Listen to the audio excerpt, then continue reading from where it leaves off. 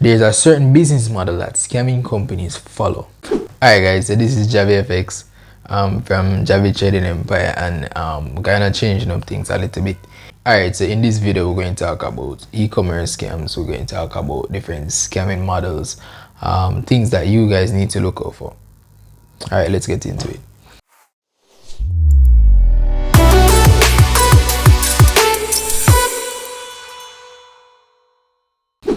No, this is not going to be your typical video as it relates to, you know, me coming talking about Forex and stuff. But for this particular video, the reason I'm doing this is because, guys, trust me, I've been on so many different calls discussing things with so many different people. If I say that I've been on 100 or 200 calls regarding the same types of scams, right, trust me, I can't count them, but it's been a lot over the past 2 years, right?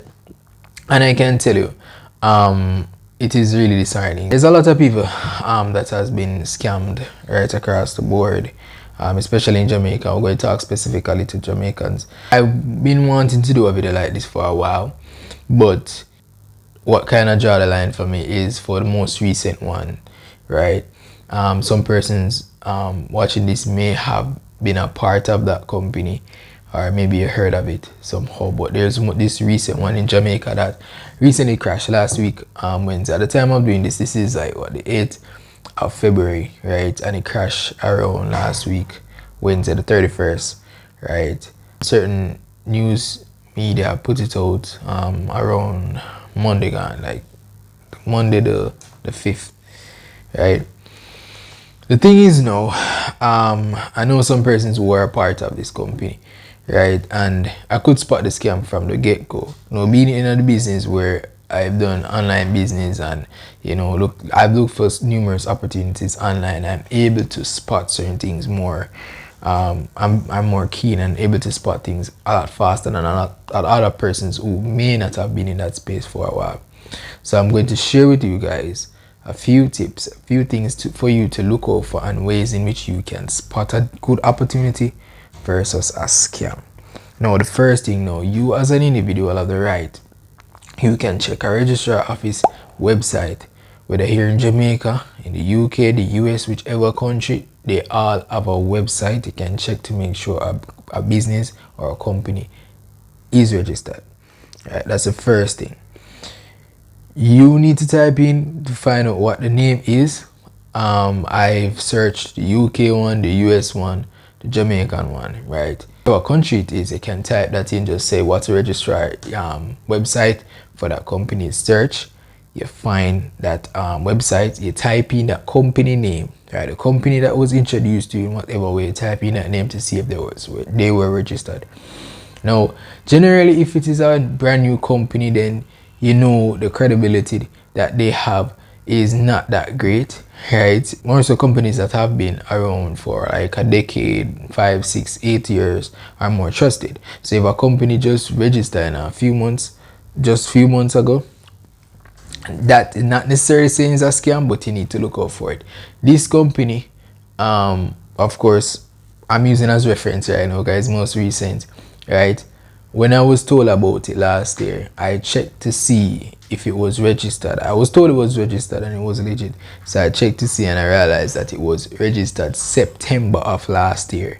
At the time when I checked that out, it was around October, November, around about that time. So it wasn't registered in Jamaica more than 3 months, 2 months, right? And that is important to note. Whether or not the company was overseas or whatever, and them just came here in Jamaica, it was just registered here. It's not a well-known franchise. It's not something that, like say KFC open another KFC in Jamaica and then create a website for that location. No, it's not like a KFC, you know, everybody trusts it. It's a company where a lot of people did not know anything about before, and them just come and register in Jamaica. Now, following that, the second thing that you guys can do is that whenever you research that company to see if it is registered, check to look to see if you can find the names of the directors, the owners, you know, the persons operating the business or the company. It is important. Once you get that name, you can then try and search for information regarding that person, like social media, You can look for another website, probably they have different companies and so forth. You have some countries though on the registrar office, when you find the name of the director, you can click that name and find out a little bit more about them, different businesses that they own, right, and different things regarding them, you know, surrounding business and probably investments, etc. You have certain companies that are like that.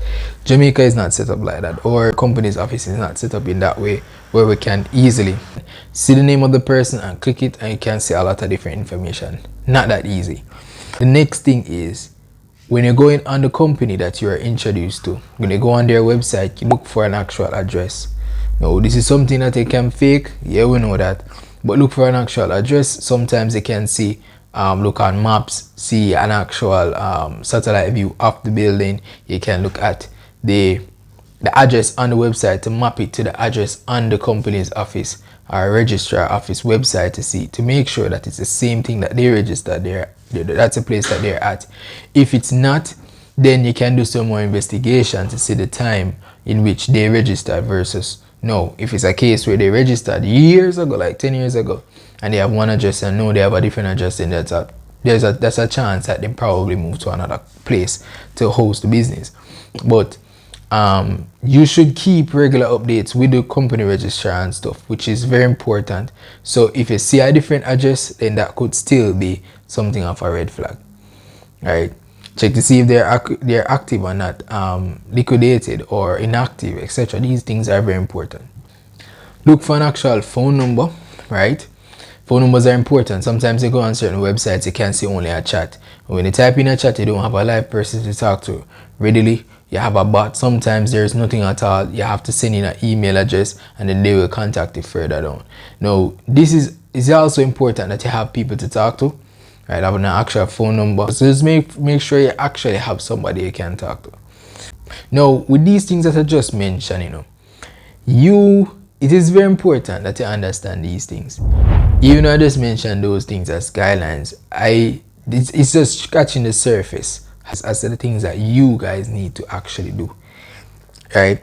Let's say we have a scamming company that has all of these things. They are registered, they have an actual phone number, address, all of these things. Now, bear in mind, the company that I'm making reference to, before starting this video, they were registered. They had actual people that were texting, calling, at an actual office with people there, and they were communicating with others, right? So you can't use that to say this is legit. These information is just scratching the surface that I just give you. But going forward now, what if that company has these things, right? How do you spot if it's a scam or not? Now let's talk about business model, right? You can know by the type of business model that company is not legit. There's a certain business model that scamming companies follow.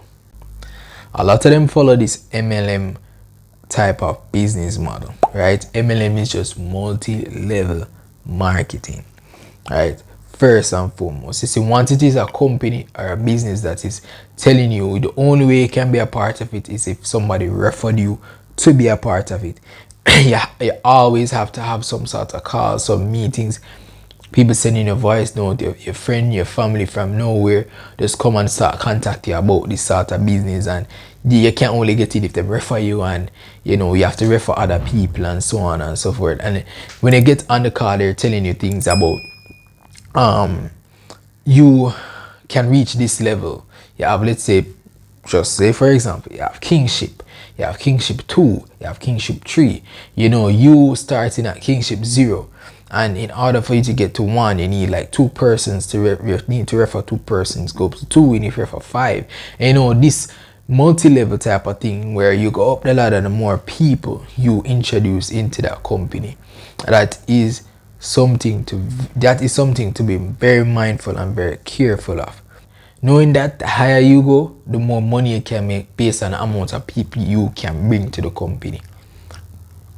We're not talking about an ambassador program, and we're not talking about a regular referral system. We're talking about multi-level marketing. You market it, you go up the ladder, you go up the ladder. I don't know if this sounds familiar to you guys. There are a lot of different business models that follow this. There's a lot of companies in the past that follow the same business model, right? And it end up crash after some time. It end up not bearing any sort of fruit. So you have to be careful of when you get into a multi-level marketing, especially if you are going last. They say a month after it was in place and you enter in like 3 or 4 months or 5 months later after it just came out, you're at a huge risk. Now this company that I'm still making reference to, right, when I just heard about it months ago, I was told that they wanted 30,000 people here in Jamaica, right? You have to be very, very careful. When me hear 30,000 people, they want 30,000 people to sign up to work, right? You have to be careful. What happens after that 30,000 people join, right? And based on the article that I've seen after it crashes, that they got around roughly 50,000 people to be a part of it, right? I know it crashed. Now, there are certain terminologies that they use, right, that you need to be mindful of. It's always the same or similar type of terminologies, the manner in which they speak based on the business model. So you have to be careful. They will tell you that you're given jobs, you're given a task. Ask yourself this question when people come to you with these type of things. Is it a multi-level marketing company? Ask yourself that. Look into it to see if you're going up stages based on the amount of people they invite. Next thing is, ask yourself this. Are they advertising a high return type of investment or high return type of company where you make a lot of money with little to no effort? That is the next thing. Nothing in life, nothing in this world, not in a perfect world, you will ever have something whereas you just get money just like that for don't do not much. With Forex trading, you have to spend years of studying and analyzing until you reach a point where you can simply enter a trade, go sleep, and you make your money. Right? But you take years of losing, years of practice, years of hard work. That never come easy. So not in a life, you're not gonna just get without working hard for it. And this company that I'm making reference, you have to just click videos saying that you want to watch the videos. Persons are getting views on YouTube and other different social media sites. Like, guys, when I saw the app, you don't even have to watch the video. You can just click end task or complete task. I think it's complete task. I'm like, yo, how is that even helping the YouTube algorithm? And when you check it out, all you have to do is just come on the app, click complete task, and you make your money. Now bear in mind, people didn't make money from this, because as I said, the persons that comes into the business early on, they end up making money up until whenever it decides to crash. But those who come in, the mass that comes in at the end, right? These are the type of people who lose with these kind of situations, in these opportunities. So there's nothing in life where you will just do some little silly things and make a lot of money like that, unless it is some sort of scam. And people make money from scams. But the biggest people you ever hear when them say a casino, the house always win, the people who created, the ones who started it, they are making the millions and billions of dollars. And the ones who came in like probably in the second phase or third, they are the ones who make probably some change. You know, when it comes on to your own morality, and when you think about your own self, would you feel good knowing that you just take from an next man who come in after you introduce this thing to a next man who more like will lose a month or two down the line? When you are gonna cash out your money, them lose, you're gonna feel good within yourself about that?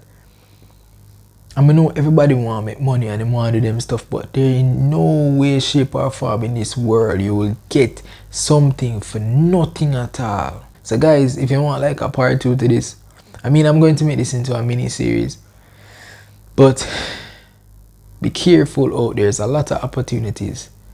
There's a lot of opportunities out there which try to steal your money. Them entice it, them prop it up, make it look nice, and you're gonna lose. You will lose in the end. Trust me.